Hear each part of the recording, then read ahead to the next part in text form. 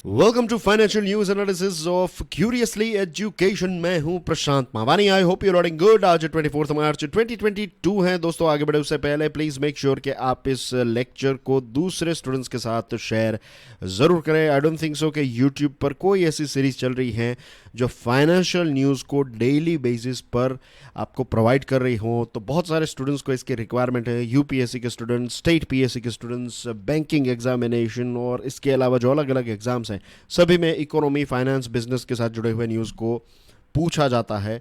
तो please share this series with other students. आज की सबसे इम्पोर्टेंट अगर कोई खबर है, नंबर वन खबर जो है जिसके बारे में भारत सरकार बहुत सारी बातें भी करेगी ऑफ कोर्स, क्योंकि एक बहुत बड़ा माइलस्टोन हमने अचीव किया है। Annual merchandise exports. मर्चेंडाइज का मतलब होता है जो सामान है, जिसको हम कहते हैं गुड्स, राइट, फिजिकल गुड्स जो हम दूसरे देशों को बेचते हैं। तो ये जो एक्सपोर्ट्स है, हमारा मर्चेंडाइज एक्सपोर्ट्स, गुड्स एक्सपोर्ट्स, इसका आंकड़ा पहली बार भारत के इतिहास में $400 बिलियन को क्रॉस किया है या फिर इसको टच किया है हमने। प्राइम मिनिस्टर नरेंद्र मोदी साहब ने यह बताया है कि आत्मनिर्भर भारत की जो हमारे देश की जर्नी है, ये इस यात्रा का ये एक बहुत बड़ा माइलस्टोन है, नो डाउट अबाउट इट। 31 मार्च 2022 को ये जो करंट फाइनेंशियल ईयर है वो ख़त्म हो जाएगा। हमारे देश में फाइनेंशियल ईयर जो है वो 1 जनवरी से 31 दिसंबर तक नहीं चलता है।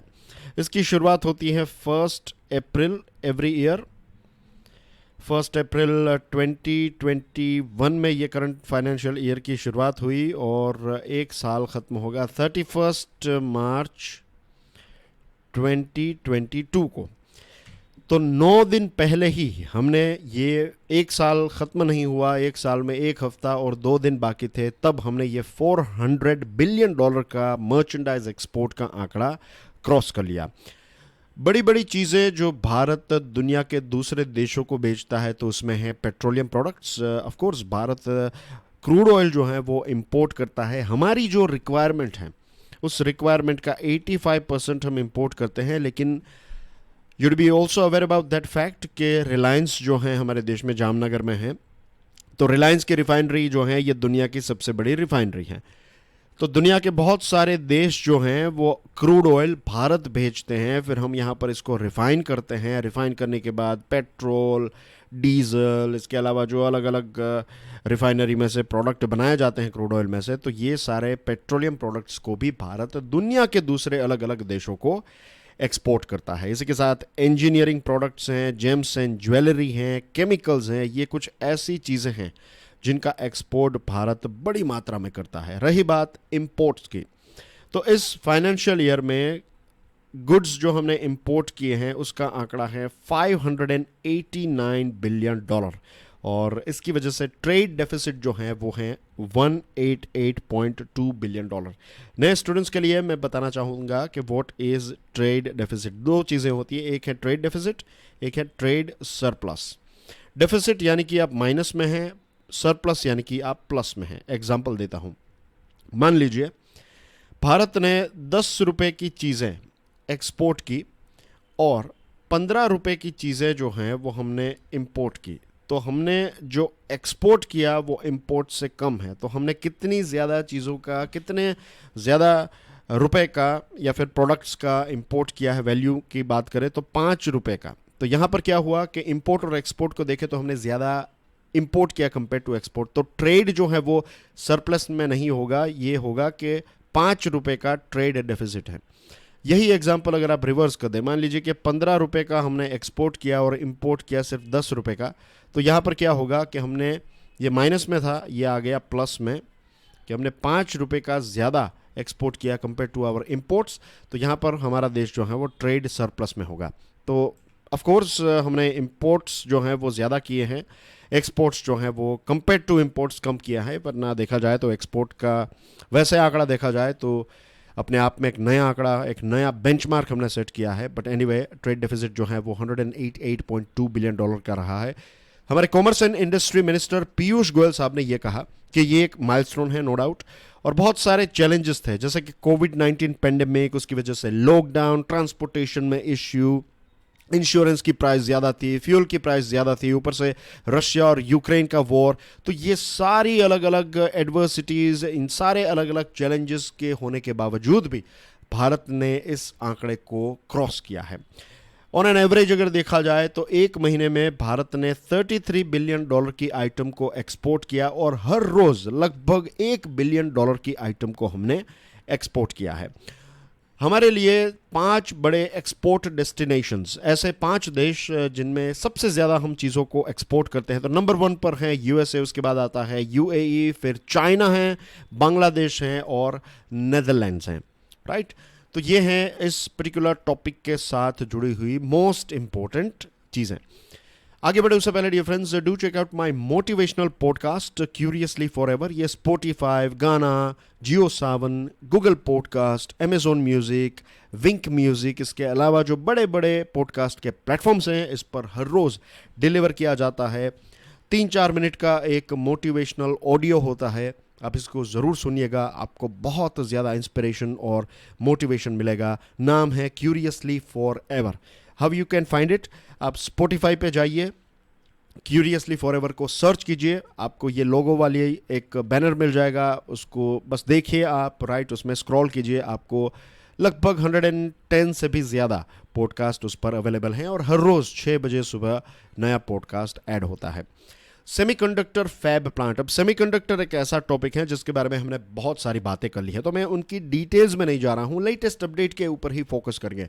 हमारे देश की 2 डिफेंस पब्लिक सेक्टर यूनिट्स, यानी कि 2 डिफेंस कंपनीज हमारे देश की जो हैं, वो अब सेमीकंडक्टर फैब प्लांट भारत में स्थापित करना चाहती हैं, ताकि मिलिट्री और स्पेस सेक्टर में जो सेमीकंडक्टर का इस्तेमाल होता है, जो चिप का इस्तेमाल होता है, एटलीस्ट इसमें हम सेल्फ डिपेंडेंसी यानी कि आत्मनिर्भरता को अचीव कर सकें। प्रोडक्शन लिंक्ड इंसेंटिव स्कीम इस चीज़ को लेकर, इस सेक्टर को लेकर भारत सरकार ने लॉन्च की है और ये जो 2 डिफेंस कंपनीज हैं वो चाहती हैं कि प्रोडक्शन लिंक्ड इंसेंटिव स्कीम का लाभ उनको भी मिले और इसके लिए न्यू ऑर्बिट वेंचर्स के साथ टाई अप किया है और गुजरात के ढोलेरा में ये चिप, अगर ये proposal production linked incentive scheme के तहत एक्सेप्ट हो जाता है तो ये 2 डिफेंस कंपनीज जो हैं वो एक प्लांट स्थापित करेगी with the help of new orbit ventures कि हम हमारे देश में ये सेमीकंडक्टर चिप जो हैं उसको पैदा करें और ख़ास करके मिसाइल्स के लिए और कॉम्बैट एयरक्राफ्ट के लिए ये कस्टमाइज्ड चिप्स जो हैं वो हमारे देश में ही डोमेस्टिकली प्रोड्यूस की जाएगी। Moving on to next topic, digital payment transactions की बात करें तो ministry of electronics and information technology ने एक आंकड़ा रिलीज किया है कि डिजिटल ट्रांजैक्शंस हमारे देश में इस फाइनेंशियल ईयर में 7,422 करोड़ ट्रांजैक्शंस टोटल हुए हैं। तो हर रोज़ डिजिटल ट्रांजैक्शंस जो हैं वो बढ़ते जाते हैं और इसी के साथ एक चीज़ हम जिसको इग्नोर नहीं कर सकते, that is the most important thing, that is safety and security. हमें और ज़्यादा सेफ और सिक्योर एनवायरनमेंट क्रिएट करने की ज़रूरत है, क्योंकि जैसे जैसे लोग ज़्यादा 4G का इस्तेमाल करेंगे, जैसे जैसे लोग ज़्यादा 5G का इस्तेमाल करेंगे, डिजिटल ट्रांजैक्शंस जो हैं वो ख़ास करके छोटे छोटे ट्रांजैक्शंस के लिए काफ़ी ज़्यादा इस्तेमाल होने लगे हैं। तो इट इज़ वेरी इंपॉर्टेंट कि हम और ज़्यादा सेफ और सिक्योर एनवायरनमेंट क्रिएट करें। इसी के साथ हमारी जो पुलिस सिस्टम है इसको भी अपग्रेड करने की आवश्यकता है, क्योंकि आज भी टू बी ऑनेस्ट हमारी पुलिस जो है उनका जो साइबर सेल है, अलग अलग राज्यों के पुलिस की बात करें तो उतनी क्षमता नहीं है कि हम सबसे पहले तो इस प्रकार के अटैक्स को रोक सके। और अटैक हो जाते हैं, साइबर अटैक हो गया, लेट्स से कि किसी ने फिशिंग करके, हैकिंग करके आपके पैसे ट्रांसफ़र कर लिए, तो फिर बाद की जो प्रोसेस है उसको भी फाइट करने के लिए पुलिस जो है वो उतनी ज़्यादा अप टू डेट नहीं है। तो this is something that we need to focus on. रही बात यूपीआई की, यूनिफाइड पेमेंट्स इंटरफेस की, तो कुछ दिनों पहले मैंने एक आर्टिकल लॉन्च किया था, आर्टिकल इन द सेंस एक वीडियो लॉन्च किया था UPI 123 पे, और ये जो है ख़ास करके फीचर फ़ोन के लिए था कि फ़ीचर फ़ोन से जो नॉर्मल कीपैड वाला फ़ोन आता है ना, जो 4G नहीं है, तो ऐसे फ़ोन के माध्यम से भी अब आप UPI के ट्रांजैक्शंस कर सकते हैं। तो ये फैसिलिटी RBI ने कुछ हफ्तों पहले ही लॉन्च की है, वीडियो अवेलेबल है, इसको देख सकते हैं आप। UPI ट्रांजैक्शंस जो हैं ये हमारे सिटीजन्स के लिए एक प्रेफर्ड पेमेंट मोड हैं। आई एम श्योर मैं और आप हम सब इसका इस्तेमाल करते हैं, कहीं पर गए 100 रुपये 200 रुपये पेट्रोल डलवाने के लिए गए या फिर सामान खरीदने के लिए गए, तो आप एटीएम में जाएंगे, कैश निकालेंगे और फिर पैसे देंगे, तो इट इज़ मच ईजियर कि आप डायरेक्टली अपने फ़ोन से ही पेमेंट कर दे। तो ये एक काफ़ी न्यू नॉर्मल होता जा रहा है, which is a good thing. और रिजर्व बैंक ऑफ इंडिया ने डिजिटल पेमेंट ट्रांजैक्शन की सिक्योरिटी को लेकर भी बहुत सारे स्टेप्स उठाए हैं, नो डाउट अबाउट इट। और टोटल वैल्यू 28 फरवरी 2022 तक का आंकड़ा देखें तो इस साल में 8.27 लाख करोड़ रुपीस के ट्रांजैक्शन जो हैं वो डिजिटल इंफ्रास्ट्रक्चर के माध्यम से क्रिएट किए गए हैं।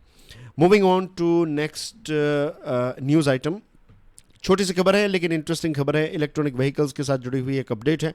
नितिन गडकरी साहब ने पार्लियामेंट को ये बताया है कि हमारे देश में टोटल इलेक्ट्रॉनिक व्हीकल्स जो रजिस्टर्ड हुए हैं till last week, that is 10,60,707, और हमारे देश में 1,742 चार्जिंग स्टेशन है जो ऑपरेशनल है, कि इतने स्टेशन है, चार्जिंग स्टेशन, जहां पर आप जाकर अपने इलेक्ट्रॉनिक व्हीकल को चार्ज कर सकते हैं। तो ये था एक छोटा सा अपडेट। अब न्यूज़ आइटम खत्म हुए हैं, अब हम बात करेंगे क्वेश्चंस के बारे में। तो आज का पहला क्वेश्चन है, पिछले 5 सालों की बात करें तो ऑफ कोर्स हम सब जानते हैं कि रशिया से सबसे ज़्यादा डिफेंस के प्रोडक्ट्स जो हैं वो हम मींस भारत की बात करें तो अलग अलग देशों से जो हम डिफेंस के प्रोडक्ट्स इंपोर्ट करते हैं तो इसमें सबसे ज़्यादा हम रशिया से इंपोर्ट करते हैं। तो कितने परसेंटेज पिछले 5 सालों में, लगभग कितना परसेंटेज जो है वो हमने रशिया से इंपोर्ट किया है? इसका आंसर है नियरली 50%। इसका आंसर, प्रिसाइज आंसर है 46%। ईयर 2000 से अगर आप देखें तो तब से लेकर आज तक रशिया जो है वो भारत के लिए most preferred source of defence product रहा है। सिर्फ एक ही साल ऐसा रहा, 2021 में हमने फ्रांस से ज़्यादा मटेरियल परचेज किया है कंपेयर टू रशिया, बट 5 सालों की एवरेज निकाले तो 46% जितना डिफेंस प्रोडक्ट्स जो है वो रशिया से आया है।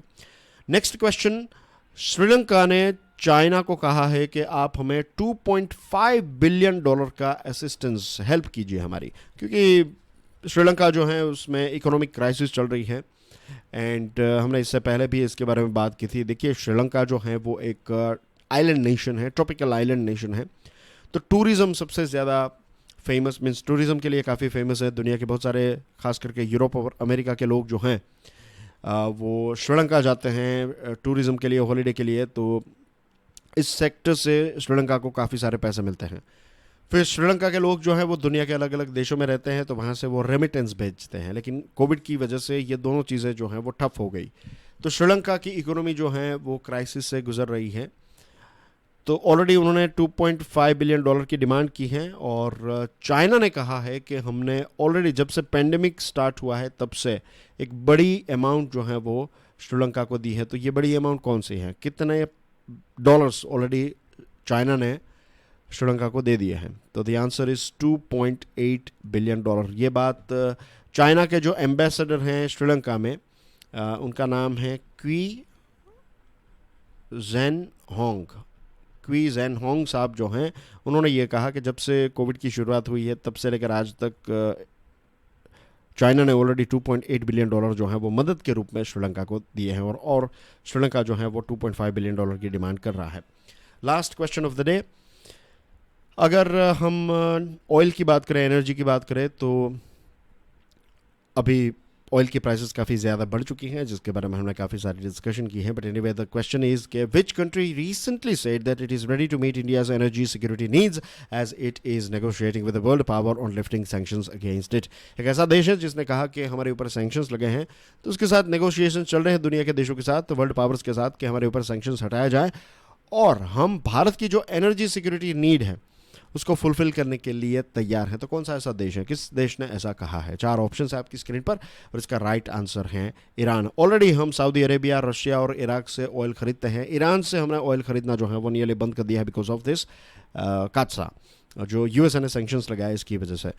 तो ईरान का कहना यह है कि ईरान के जो एम्बेसडर हैं भारत में, इनका नाम है अली